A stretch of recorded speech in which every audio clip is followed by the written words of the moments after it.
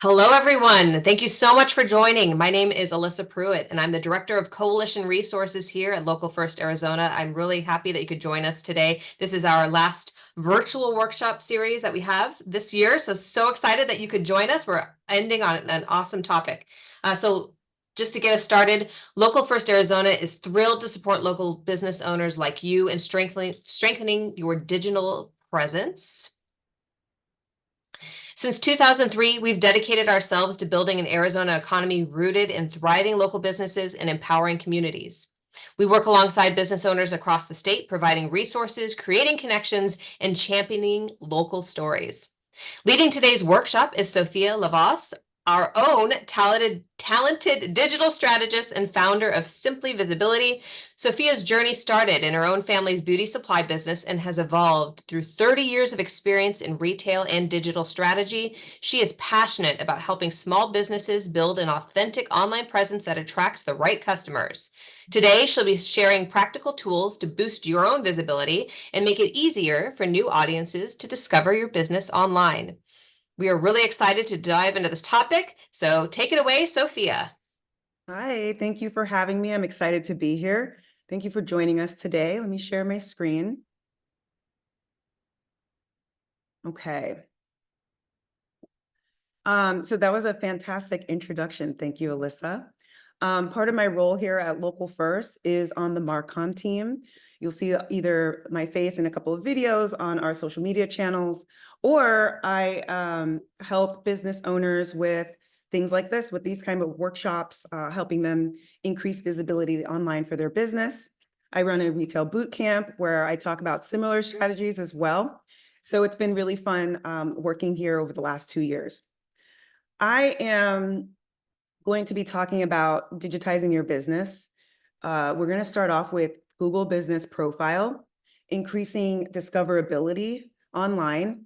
We're going to talk a little bit about search engine optimization, social media basics, and if we have enough time, I'm going to get into a basic marketing funnel and how algorithms work. And if we still have time, Instagram strategy.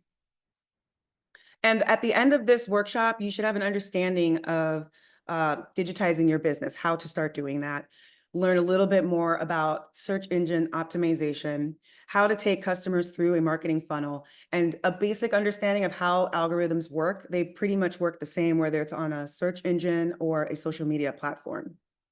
I always love to start my workshops off with a quote. This one's saying, being findable is now a matter of survival.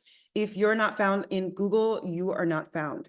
And these days, our Google can be YouTube, TikTok, and now ChatGPT, right? Any kind of learning language management model.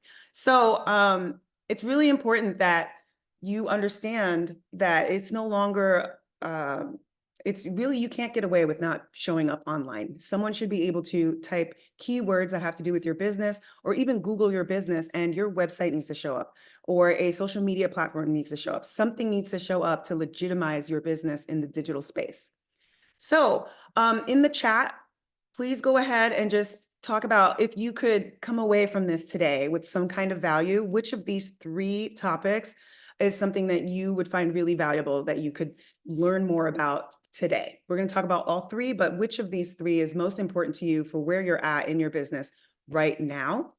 And just so that you know how I love to facilitate these types of workshops, if you have a question, please feel free to unmute, interrupt me. If you have feedback or something that's worked for you that you feel like will add value to the conversation, please go ahead and unmute, raise your hand, whichever you'd like, or you could feel free to use the chat, and Alyssa will help us out because it'll be hard for me to focus on the chat.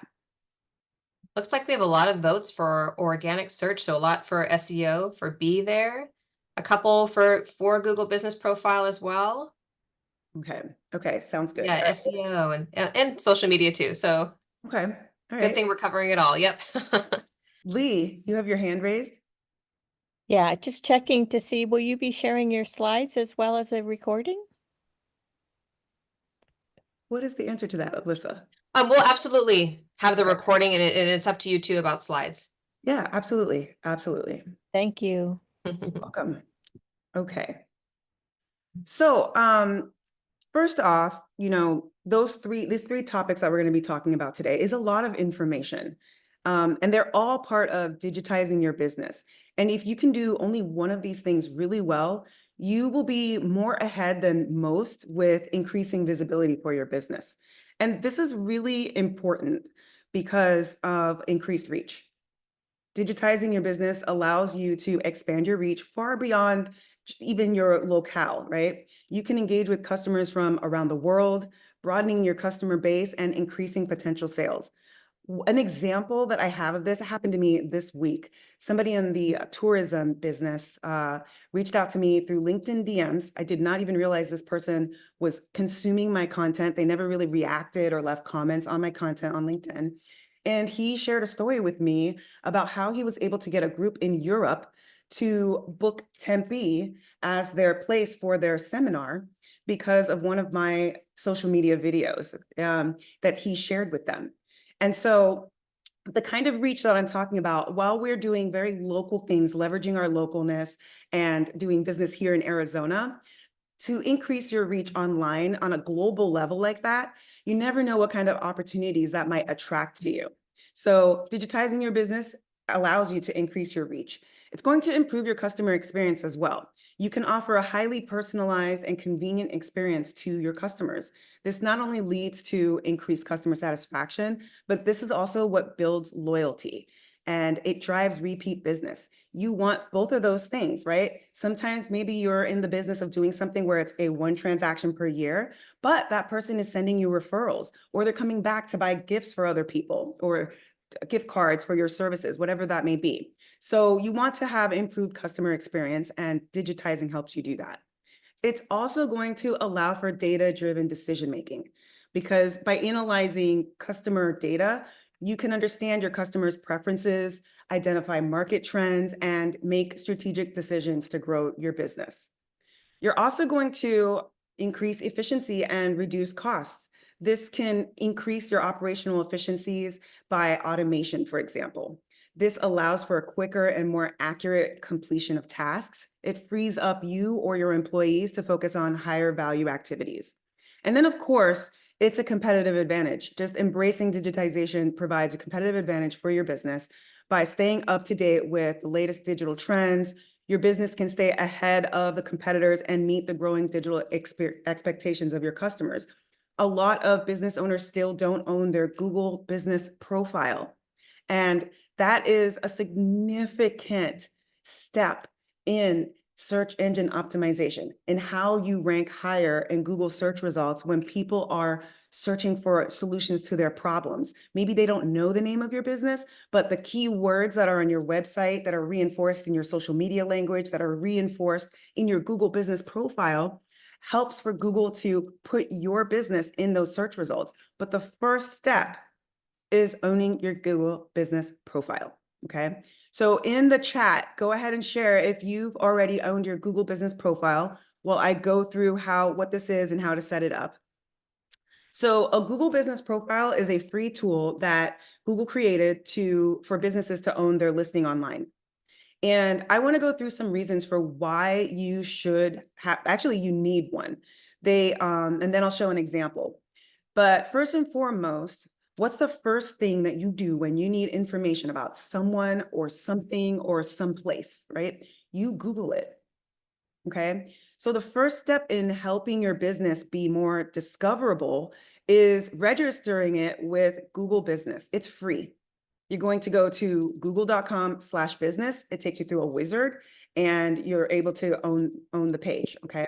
Now, it helps if you are logged into the Google account for your business, because then it will be able to identify your business immediately. It will also show you if you already manage that Google business profile.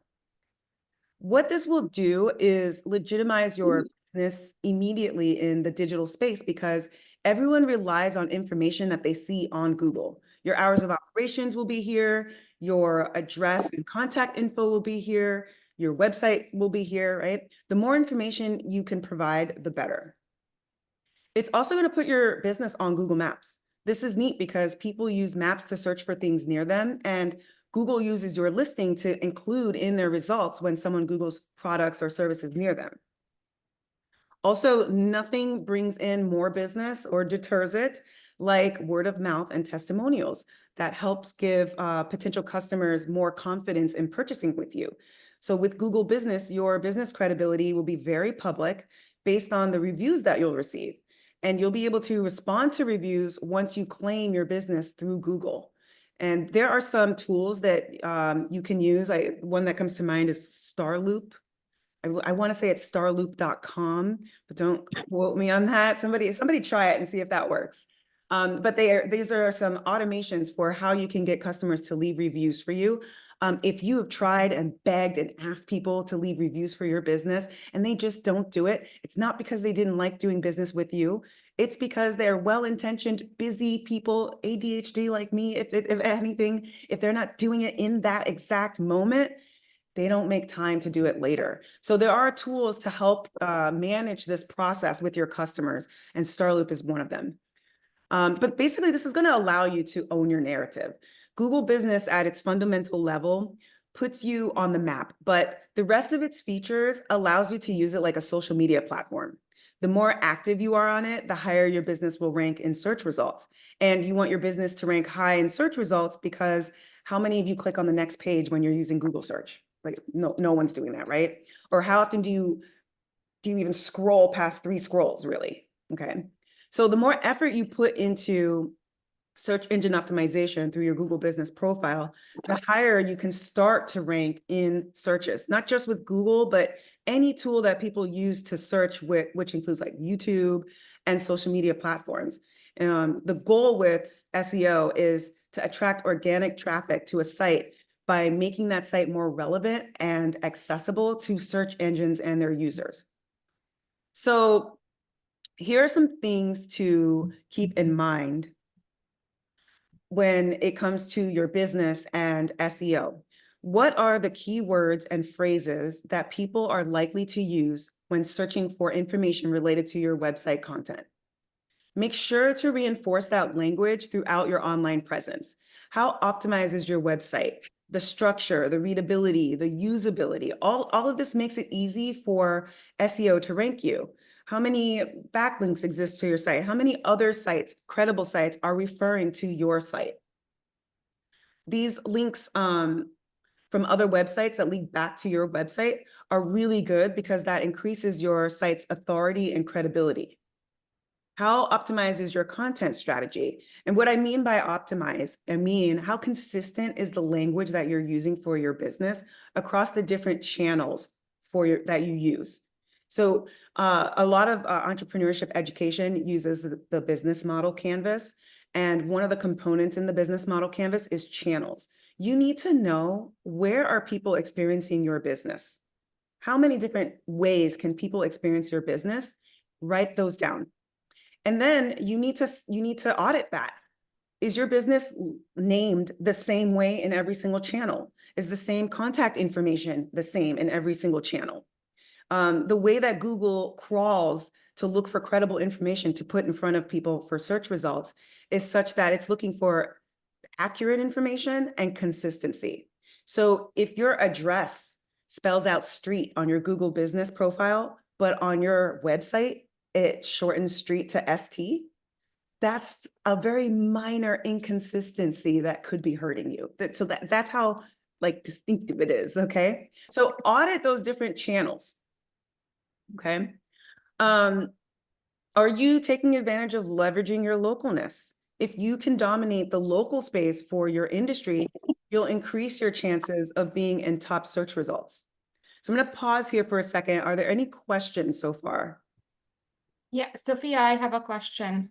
Yes. So about the Google business profile, my business is home-based. So like my business address is my home address. And I've tried a couple months ago, I've tried to set it up. You know, they make you do like a video for them to be able to verify this is legit and all that. And I can't remember, somewhere I submitted and I can't remember where I got stuck. I guess I never got a response. So I don't know how to handle that. Yeah, we can help you. We'll get you connected with our EST. Awesome. Thank you. Let me write your name down real quick, Dora. Don't worry, Sophia, I got it. Okay, I'm so used to doing this on my own. Thank you, ladies. All right, very good question. Thank you for asking.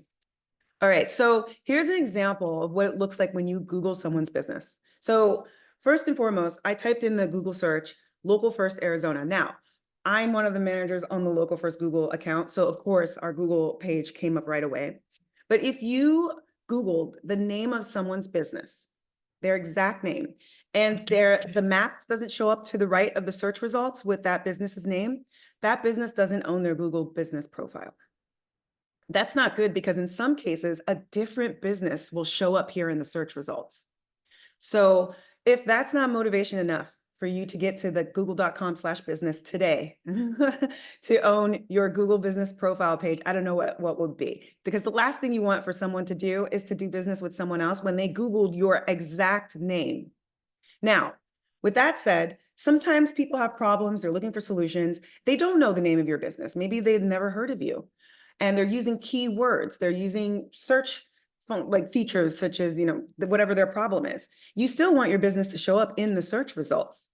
So a couple of things that you'll notice once you own, oh yes, Lee. Oh, you're so responsive. So we are running a nonprofit and out of my home, in essence, because the Arizona Corporation Commission does not allow for PO boxes. I don't really want my address to be displayed. I mean, so what does that mean for us? Same. For my business, Simply Visibility, it's out of my house. My Okay. address is not on my Google business profile page. I put a zip code or a region, so it just shows like the map of the world. Okay, thank you. You're welcome.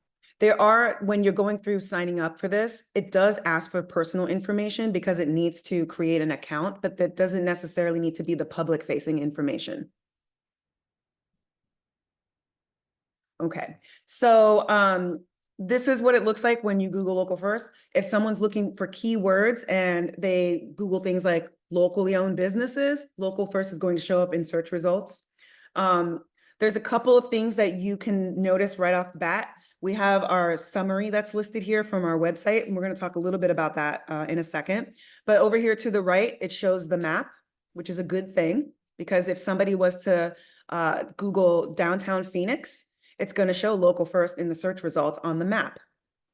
It's going to show all of our information, how many Google reviews we have, and anything that we filled out here.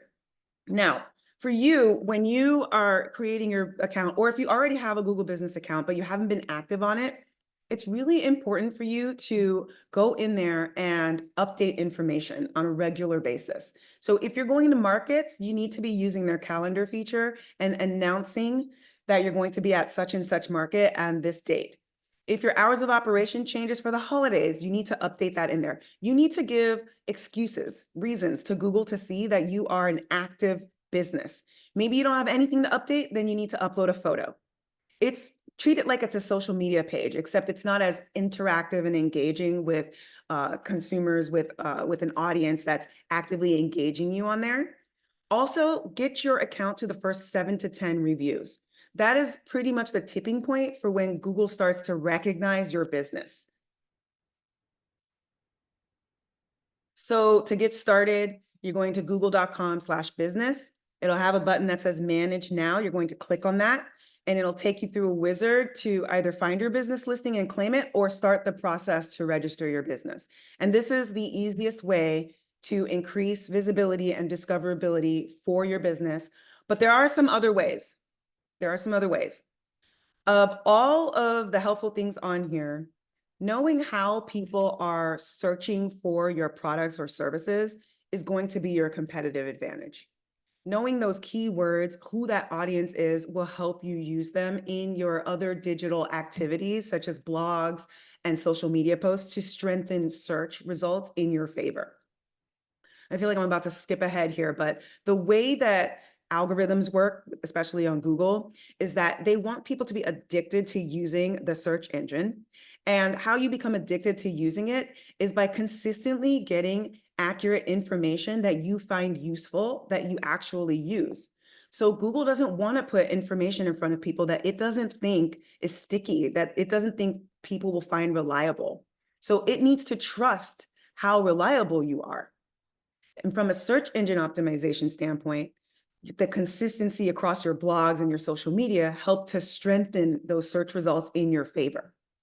So take advantage of these opportunities to list your business online. And there are so many free ways to do that. This is what's going to help increase discoverability for you. The more references to your business that's made, the higher your business will rank in search results. So increasing a website's discoverability includes implementing various strategies to make it more visible and accessible to users and search engines. How easy is it to use your website? Is it the same experience on mobile than on desktop? This is a big opportunity that I see with a lot of small businesses. They don't realize that the experience of their site on mobile is not optimized. It's a very frustrating experience. You have to kind of scroll to the right to get the whole view of the screen, whereas on a desktop, you wouldn't have to do that. Google knows all those things. So here's a list. I won't go through the whole list, but if there's something on here you want me to talk about specifically, go ahead and let us know. Those sites where you have a business directory, first and foremost, if you're a member of Local First, you make sure that your business directory is up to date. Make sure it's consistent with the language on your website. We can help you with that, okay? Because having your business listed in our directory is checking off one of the boxes here. Yelp, completely free. Make sure you sign up for Yelp. Now, you don't need to pay for ads and all the other things that their salespeople will call you for. Don't need to pay for that. But you have the ability to upload photos, which is really important, okay? Because again, any other site referencing your business is good for SEO. Any other customer review apps, these are great tools that are free for you to register your business for, okay? Sophia, Cassia is asking, I would love to know how to submit a sitemap and how often that has to be done. Yes. For the sitemaps, usually your webmaster or whoever's helping you with your website, they know how to do that.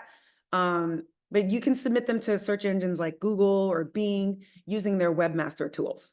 There's a button, I think it's at the bottom. It says Webmaster Tools, and this helps search engines crawl and index your site more efficiently, or effectively. Especially because if you're not just using a landing page, but you have multiple pages within your site, that's very, very good, but you'd want to submit that. And it's usually under Webmaster Tools. Do you know how often, Sophia? Do you have a Um, cadence for something like that? You'd want to do it as often as you are changing your pages. So a lot of times we create our website and then we're done with it. And then a week later, we learn something new and we go in there and we create another page and add to it. So you just want to make sure that it's up to date.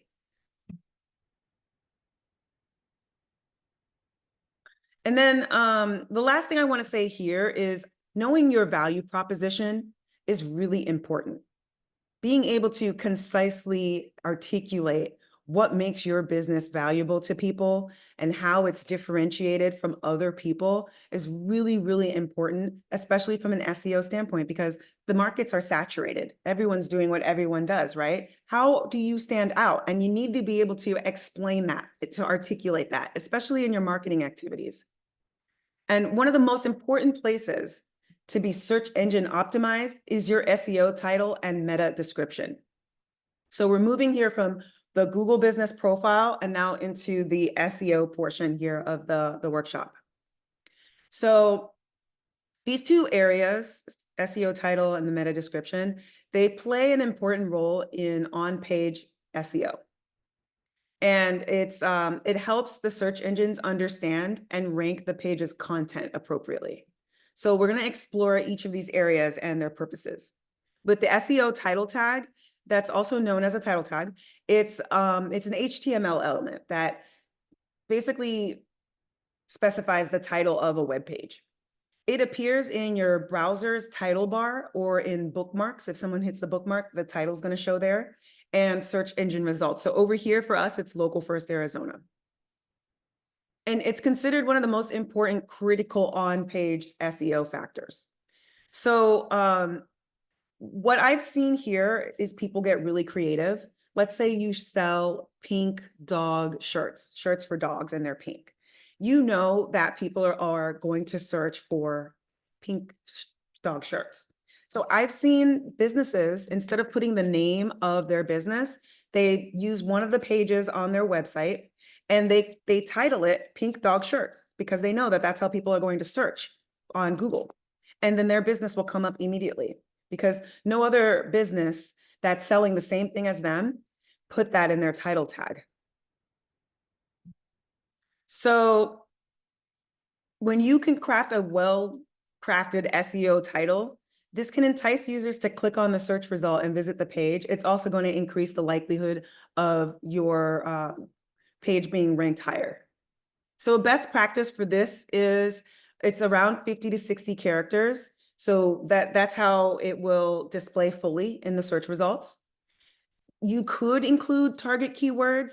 The most important thing here, though, is to make sure it's accurate to what's actually on the page, because Google can tell if you're faking it. And then we have the meta description. Over here in this example, it's our statement that's right here. We are on a mission to build equitable systems, right? So the meta description is another HTML attribute that provides a brief summary of a web page's content. It appears below the SEO title in search engine results. You want this to be appealing and informative, because it's going to influence how users determine what to click on in search results and visit the page. I'm sure you all use Google and you've seen some really horrible ones, or, this is literally what determines whether or not you click on a link. You read that short description. So you want to keep it around 150 to 160 characters to make sure that it's fully displayed in the results.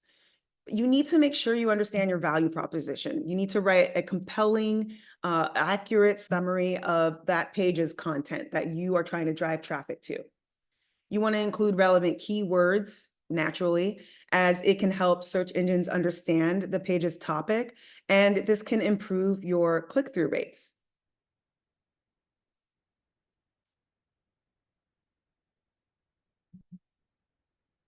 Okay, how am I doing on time? All right, we're doing well on time. All right, so social media.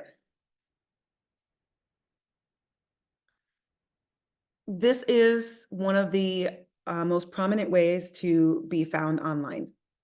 Even if you are not search engine optimized, if you're able to build community through a social media platform, you'll be able to exponentially expand your reach. A couple of features of social media is that you can have user-generated content. Users create and share their own content, whether it's a post, video, photo, or comment. If we all had the budget, we would hire marketing companies to do this kind of stuff for us. But ultimately, the goal would be for people to love us so much that they talk about our business to their networks, and we don't have to invest in that, other than providing amazing products and services and good experiences. So you want to build loyalty. You want to cultivate this for your business so that people are making videos about you. I am a perfect example of this. If you Google me, I think Waymo will show up immediately. And ever since I had my first Waymo experience, I started a whole TikTok account, went viral too many times, and I'm literally known as the Waymo girl. Waymo has never paid me a dime for my videos. I'm just one of those super freaky people who love it so much, I just scream and tell the world about it. That's user-generated content. And you can cultivate that kind of loyalty for your business so that people are making products about their experience, making content about their experience of your business. Whenever someone tags you in a story or they went out of their way to leave a comment, DM them. This is how you cultivate that loyalty with them. If they are paying attention to you and you notice it, now you need to pay attention to them too. So user-generated content is a feature of social media. Interactivity. Social media allows for two-way communication. Users can comment, like, share, and engage with content in real time. So as a business, you need to be responsive. We feel cool when a business notices us, no matter how big or how small. Networking. Social media platforms connect people with friends, family, colleagues, customers, or even strangers based on shared interests or purpose. Every time Waymo is in the news, complete strangers will DM me news articles, videos. They're just like happy for me to see that I see that they exist and that they had something to share with me about Waymo. So networking is really, really important when it comes to social media platforms. And then, of course, building community. This facilitates the creation of groups or communities centered around a specific topic, interest, or industry. In your case, wherever your business lies there, you want to be the leader of cultivating this community. That's where people become fans of yours. So to give you an idea of why the focus is on platforms like Facebook, for example, look at these stats for a minute. I teach a social media class. It's about, I'd say 19 to 22-year-olds are in that class. And I was shocked for them to tell me that Facebook is dead. Facebook is absolutely not dead. I wonder if I put the stat, I didn't put it in this slide deck. There is over 200 million businesses using Facebook, their business page. And Facebook makes in the billions, like a ridiculous billions amount of money from those 200 million businesses. And those businesses wouldn't be making an investment in marketing their business on Facebook if they didn't see a return on that investment, if they didn't see users and they weren't making Facebook groups that are very active with 50,000 plus people in them. So it's important for you to understand these numbers, because whenever you see another headline where it's like such and such is dead, it's just absolutely not true. Now, it's also really important for you to understand where your audience is, because again, just going back to search engine optimization for a second, if you created a social media page on every platform with your business name on it, but you're really only active on one of those platforms, that's actually hurting your search engine optimization to have these dead pages. Now, I was like this too. You want to make sure nobody owns your handle. So you went over there and you went on Pinterest and you're like, it's mine now. But then you don't really use Pinterest, for example. Deactivate the account. You don't have to delete it, but deactivate it. So another thing that could happen as well, which is not good from a branding standpoint, is customers might be trying to interact with you on these dead accounts of yours. That's not good either. All right, so you need to understand where your audience is. And that's a really good, that's another reason why it's good for you to understand your value proposition, what channels people might find you or experience your business on, but who is this audience, right? So just to break down just on a basic surface level due to time, you want to understand the demographics and the psychographics.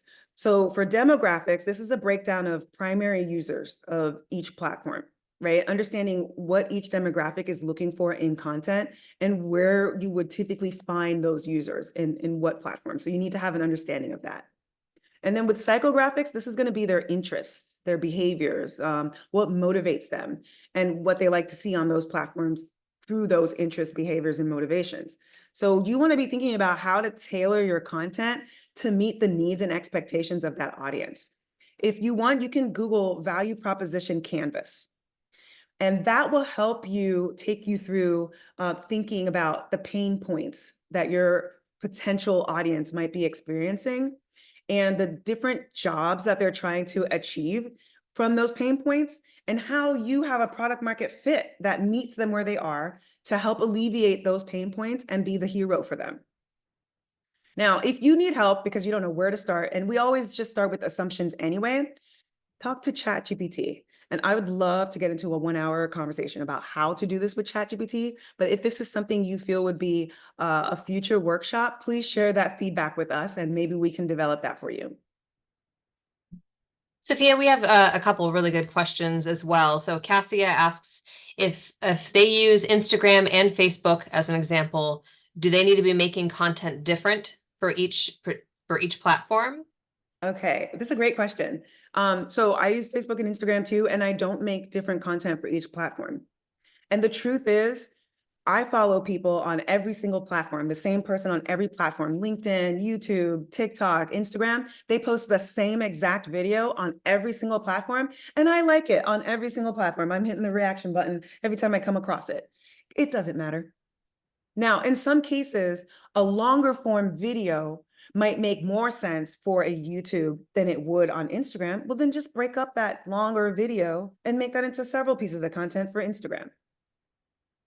And I would But have to think too, being an entrepreneur, I mean, that you would turn that into a full-time job if you were trying to make unique content for different platforms. But Alex too also brings up that they've heard that, for instance, like Instagram, TikTok, and X, that you need really different content for each platform, but potentially, Sophia, I mean, maybe just a different iteration of the same content, right? Maybe. yeah, the approach is completely different on Twitter, on X.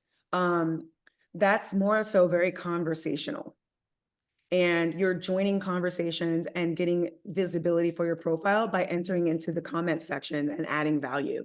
If you want to create content on X and make a video, that's fine too. But from an efficiency standpoint, making content in and of itself is a full-time job.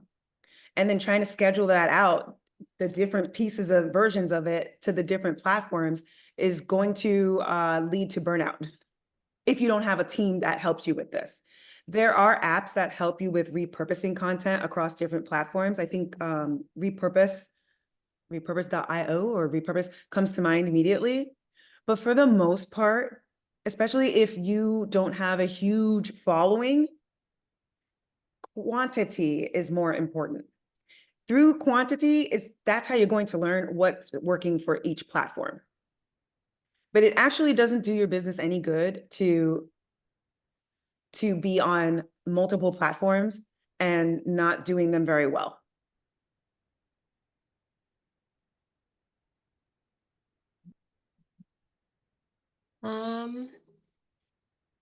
And then Monica, and I'm sorry, I was typing over that. I should have muted. Apologies, everyone. But Monica had a question about one-on-one support for Local First Arizona. And if you are an active member, and I was just responding in the chat as well, you do have access to request business support, and we can absolutely dive into many of these topics that Sophia is covering today.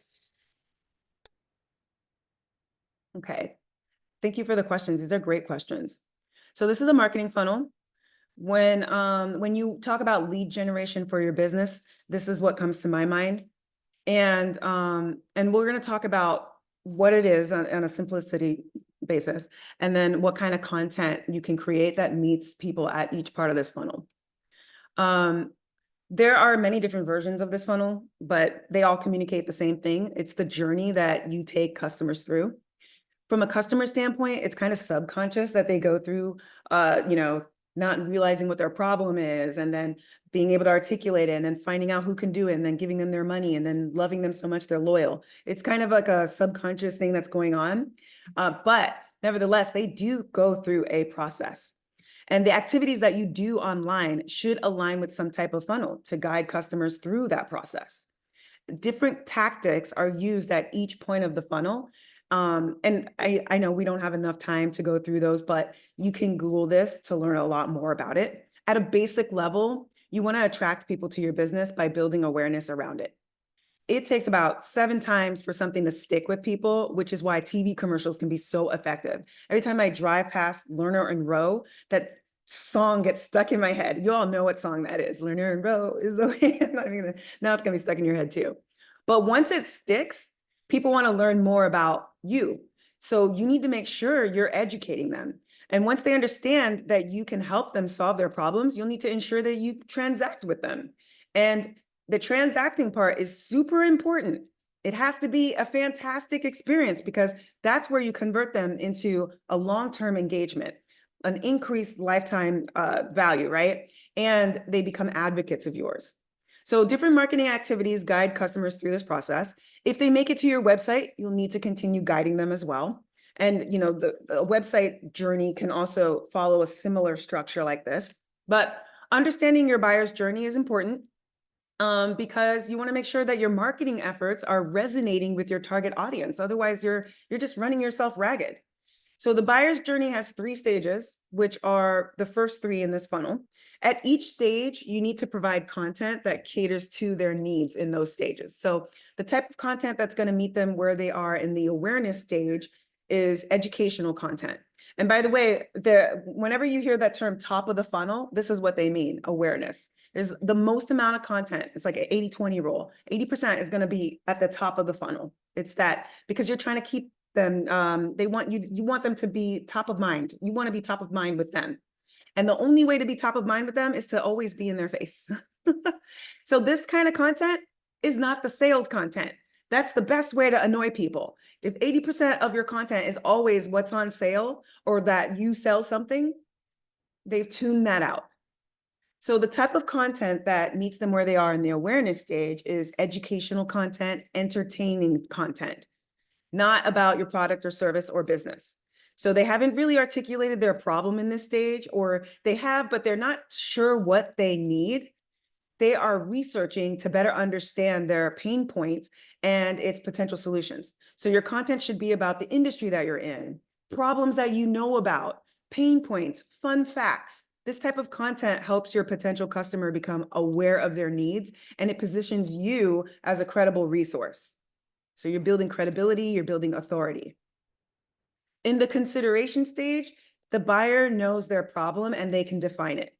They are looking at different options for solutions. So now you want to come in and demonstrate why your solution is the best fit. This helps them narrow down their options. So this is where your product market fit that you've identified in your value proposition is going to shine. So the conversion or decision stage is where the buyer chooses who they are going to buy from. They want to buy from you. So content that's going to help them is focusing on incentivizing their purchase. What do they gain from buying from you? Does it increase their social status? Does it make them look cool? Does it distinctively help solve their problem? And how you can showcase that is through storytelling and testimonials. So you're connecting the pain to the relief through that kind of content.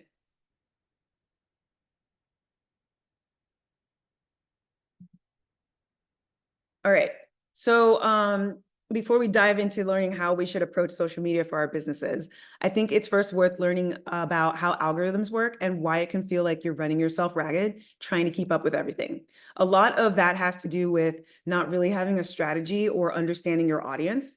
And since we've spent some time on how to figure out, at least to know that you need to have an audience to focus on, doesn't mean you have only one. You can have segmented audiences, but you need to have an audience. We're going to kind of focus on some strategy for social media. So a social media algorithm, much like Google's, right? A set of computational rules that determine what content users see on their feed when they open a social media platform. And these algorithms, they analyze a wide range of factors to curate that content that they predict will be most relevant and interesting to each individual user. So understanding how these algorithms can work can help you optimize your content for greater reach and engagement. These are several things that algorithms consider. It's not all the things, but it's like the top 4. Relevance. So algorithms want to predict what content you would like to see based on your past behavior. So that's going to include posts that you've liked, shared, commented on, accounts you've interacted with the most, and the type of content you usually engage with. You've probably noticed this yourself. Every time you open Instagram, it's probably the same 1, 2, or 3 accounts that you always interact with. Those posts are showing up first in your feed. So it's determining relevance factor based on what users are always interacting with. So what helps with that? Posting more often. And I know we ain't got no time to be posting all the time, but that's what helps with being relevant. Timeliness. The recent posts are always given priority over older ones. So regularly posting fresh content can help increase your visibility. With that said, never delete your old content. I still have TikToks, Instagram that go viral weeks later, especially on TikTok, months later. I had something go viral 9 months later after I posted it. But the timeliness of when you're posting things, not exactly post at 7 p.m., 7 a.m. By the way, I've gone viral posting at 3 a.m. and at 7 p.m. It does not matter, right? However, with specific platforms, they do provide you with insights as to when most of your followers happen to be online. So on Instagram, you can check that out. But we also know that we don't see what our followers are posting in our feeds. We're seeing a lot of other things, right? So I wouldn't concentrate too much on time of posts. Now, with that said, always experiment and do what works for you. Engagement, posts that have a lot of likes, shares, comments, views are all considered high quality content by the algorithm and thus more likely to be shown to more users. Now, by high quality, that does not mean the best photo equipment ever or video equipment, because we've seen viral videos that were crappy. The topic is horrible. We're just like, why is this even going viral? That's not what quality means in this case. In this case, quality means that a lot of people are interacting with it. And then relationships. If you frequently interact with a certain account by liking their posts, or the algorithm is going to prioritize their content in your feed. So think about that as a business. Each platform has its own unique algorithm, and these algorithms are always evolving and growing and changing. And while it is helpful to understand how an algorithm works, I would not base a social media strategy on the algorithmic game. That's a losing game. It's much better to build community. It may be slower, but it is much more organic. So one thing I want to say here, because that word viral is there, it is not a good goal to want to go viral. That shouldn't be a goal. Yes, it does help with increasing your reach and visibility for your business, but going viral is an unpredictable, and sometimes it depends on luck. It's short-lived, and the temporary spike doesn't translate to long-term success or sustained growth. Those new followers are not your customers. It's not always positive. Since virality has a mind of its own, the larger the audience, the higher the risk with misunderstandings. Sometimes content goes viral for reasons that were not your intention, and then that ultimately hurts your brand. And the lack of control when content goes viral can be very debilitating, especially if it's misinterpreted or you're a one-person team. It's a lot, right? So there's a saying that if 10% of the viewers misunderstood it, that's on them. But if 70% of them misunderstood it, then you didn't communicate it well. So all in all, rather than focusing on going viral, it's better to set social media goals that align with your overall business strategy, clear, measurable goals. So here are some common objectives that you can aim for with a social media strategy. I share this because I speak to a lot of small businesses who hire marketing agencies to do social media for them. And there's a couple of opportunities that I see with that. First and foremost, those agencies can't inject any kind of local flavor into the content. So it's going to be very difficult to build community when someone outside is doing the content for you. Now, I'm not saying that that means that you need to figure out how to do this all yourself. I just want you to be aware that you might be investing in something that's ultimately not helping your business. So the other thing is that some of these social media people, they know that business owners don't know a lot about social media, but what's the one thing that everybody knows about social media? Follower count. So the vanity metrics is something that everyone's focused on, whether it's meaningful or not. And so these agencies might oversell themselves, and the stats that they share on improvement is how many followers were grown. So it's better to have goals that are more concrete and meaningful to your overall business strategy. Not saying that follower count is not a good goal, but I'm just providing some other kinds. With brand awareness, the primary use of social media is to increase brand awareness. That's that top of the funnel stuff. So by sharing engaging content that resonates with your audience, you can increase your visibility and attract more potential customers to your business. So absolutely, you want to have a brand awareness goal. Community building. This is the number one thing that I always try to get people to focus on, right? Social media also enables this. And when you can foster engagement and facilitate conversation, you create this vibrant community of loyal customers who feel a genuine connection to your brand. Think of me and Waymo, right? And in this community building, your customers are building sub-communities, and it's all centered around you and your business. Customer service. Social media is increasingly being used for customer service. Customers often turn to social media to ask questions, voice concerns, and quick, helpful responses can greatly improve customer satisfaction and loyalty towards your brand. Lead generation.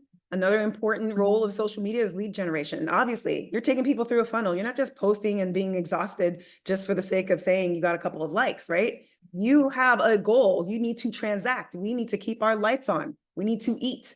So with targeted advertising, engaging content, compelling calls to action, you can use social media to attract potential customers and then guide them towards making a purchase from you. And then, of course, sales, right? Social media drives sales. That's what you need it to do. Many platforms now offer features that allow businesses to sell products and services directly to their followers, making it easier than ever to turn social media engagement into revenue. Restaurants are able to do bookings through there now. If you run an event business, you're able to do that too. If you're just trying to get clients and you need a booking service, you can do that all through Instagram. It's crazy. And then, of course, TikTok Shop, Instagram Shop, all of those opportunities. So remember, the goals you set for your social media presence should align with your overall business strategy. By setting clear objectives and measuring your performance, you can make the most of your social media efforts. And notice again that the goals isn't always to get more followers. As we learned, going viral, that doesn't necessarily lead to increased revenue that's sustained over time. Sophia, we have a couple of good questions. So Maria Rosa is asking, how often do you recommend posting on Facebook and Instagram? So I have this like good, better, best strategy. Good is if you can post once or twice a week. Now, the reason why I say that is because I'm very empathetic. The truth is you need to be posting every single day. That is not realistic for many of us, not even for me. So your truth needs to be, how can you show up consistently and stick to a cadence? So if that's twice a week, then make sure you're doing that twice a week, because what you're doing is you're training the algorithm to trust you. You're training the algorithm because they want people to be addicted to their platform. So it's not going to put content in front of people that shows up sporadically from an account that's not really that active. And once in a while, they have a great video. That's not really going to matter if the algorithm doesn't believe that you're committed to making this an addictive app. Okay. So decide what your cadence is. If that's twice a week, that's a good start. Now, making content is time consuming. But the other piece that I see is missing is engaging in other people's content. So as a business, how often are you engaging in other people's content? Not spamming them with, make sure you visit our page for the XYZ. No, joining the conversation, adding value in the comment section, cheering them on, whatever it may be. As a business page, are you visiting other pages and leaving comments on their posts? That's also showing up to the algorithm. There's, I know we don't have a lot of time, but these are the 4 areas, especially on Instagram and Facebook, where you need to activate the different algorithms. Each of these are its own algorithm in these pages. But I'm going to allow for more questions. And if there's time, I can go through that really quickly. Death by Typography had a really good question. What happens if you're selling services and not products? Or what if you sell services and not products? How might that look a little bit different? It looks the same. So Gary Vee, if you've never heard of him, he's a prominent entrepreneur and like the pioneer in showing up online for your business. He doesn't sell a product. He sells services. He sells media services. And he shows up consistently online. Now he has a team of people that does this for him now, but it is actually the same. The strategy is exactly the same. Another good question from Dora. What are the best ways to find the right accounts to engage with so eventually it leads to business? That is going to come through over here. So what you want to do, this is the Gary Vee strategy. He calls it the $1.80 strategy. You go to the search feature in Instagram and you look for hashtags in your industry. In this case, he says to look for 10 different hashtags in your industry, and then go to the accounts that use them, that are posting pretty regularly, and leave a comment. 10 accounts per hashtag. So that's 100 comments a day. Now, let's scale that down. What if you could do 3, right? You find 3 accounts that are in your industry that you could leave comments on their posts because they're active, they're posting daily or, weekly. And what starts to happen is people see you as valuable in the comment section because you're always either encouraging, you're uplifting, you're leaving valuable feedback as well. They click on your profile page and that increases visibility for your page as well and followers. So it's like you need to give before you can receive. Yes, engagement is so important. I know you've taught me that, Sophia. Kim is asking, you were just talking about good, better, best for posting. You said Oh, good yes. was 1 to 2 Sorry. times a week. What's the Yes. better and the best? Yeah. So good is actually once a day. Okay. When you're meeting yourself where you're at, that's just picking a cadence that works for you per week. So good is once a day, better is 2 times a day, and best is 3 times a day for the first 30 days. We've Wow. seen, especially on TikTok and Instagram, accounts explode when they're able to post 3 times a day. 3 times a day. Wow. Wow. It's ridiculous and disgusting. And that's why my Instagram is just like a 2,000, like, because I can't do that. It's a lot of dedication for sure. It's a full-time Yeah. job. Josue, you had a question?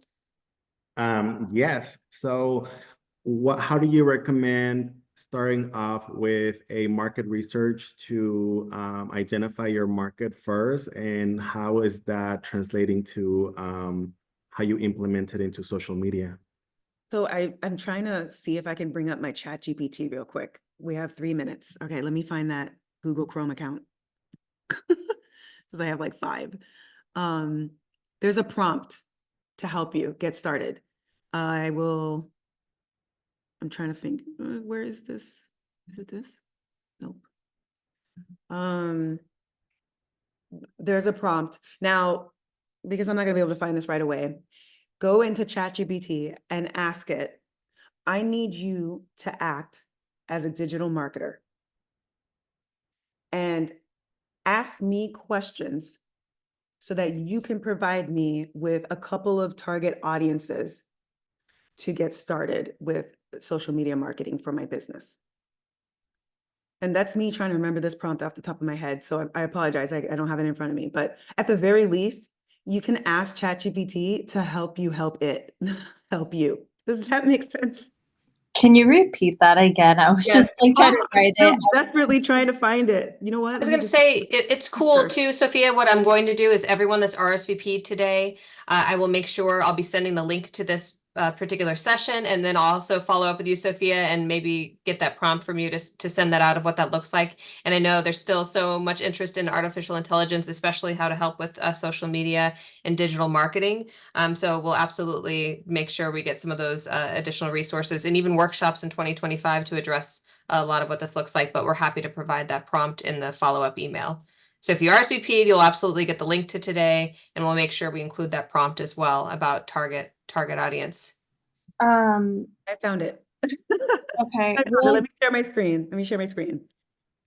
I just had a question because I had a message Justine because I RSVP'd, but I never got any like an email or confirmation or anything.